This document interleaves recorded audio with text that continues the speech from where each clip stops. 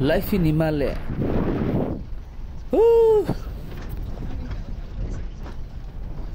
अहिले हामी मुस्ताङ डोल्पाको सिमानातिर जाँदैछौँ। यहाँ नेपालकै सबैभन्दा पुरानो गुम्बा छ भन्ने सुनेका छौँ, त्यही हेर्न जाँदैछौँ हामी। वास्तवमा हामी चाइनाको बोर्डरसम्म हप्ता 10 दिनको टुरमा निस्किएका थियौँ। अब यहाँ पनि साइक्लिङ गरेको भए अर्को हप्ता 10 दिन सकिन्थ्यो, त्यसैले हामी गाडीको सहायता लिँदैछौँ। आइपुग्यो गुम्बा, नेपालको सबैभन्दा पुरानो प्राचीन गुम्बा, घर गुम्बा।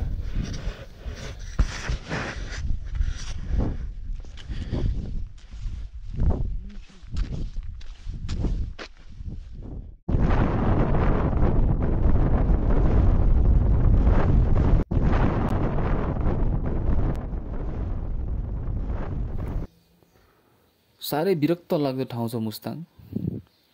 1 महिनासम्म चाहिँ जेनतेन बस्न सकिएला, त्यसपछि उता बसियो भने चाहिँ ठुलै साधु सन्त भइन्छ। जस अन्तभन्दा यो घर गुम्बा आसपास चाहिँ अलिकति बेसी नै हरियाली देख्न पाइन्छ। अन्त त मरुभूमि नै मरुभूमि छ हो, हेर्दै उराट लाग्छ, विरक्त लाग्छ। जेउसो घर गुम्बा आसपास बसियो भने चाहिँ त्यति धेरै विरक्त नलाग्ला, बैरागी माइला भन्नु नपर्ला। अब लागौँ मुख्य गुम्बातिर। यो ठाउँ चाहिँ निकै मनमोहक छ। जस 1 महिना होइन 5-6 महिना बस्दा पनि यहाँ चाहिँ बैराग लागेर आउँदैन।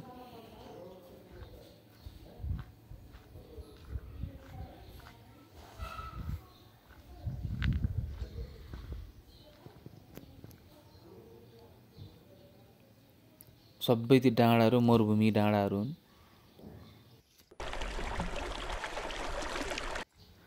मरुभूमिबाट स्वर्गमा आएको जस्तो अनुभूत भइरहेछ यो धेरै हरियाली देख्न पाएर। यो चाहिँ हाम्रो घर गुम्बा। भित्र फोटो खिच्न पाइँदैन भनिएको छ, त्यसैले हामी बाहिरबाट मात्र दृश्यलाई कैद गर्नेछौँ। नेपालको सबैभन्दा प्राचीन पुरानो गुम्बा, घर गुम्बा।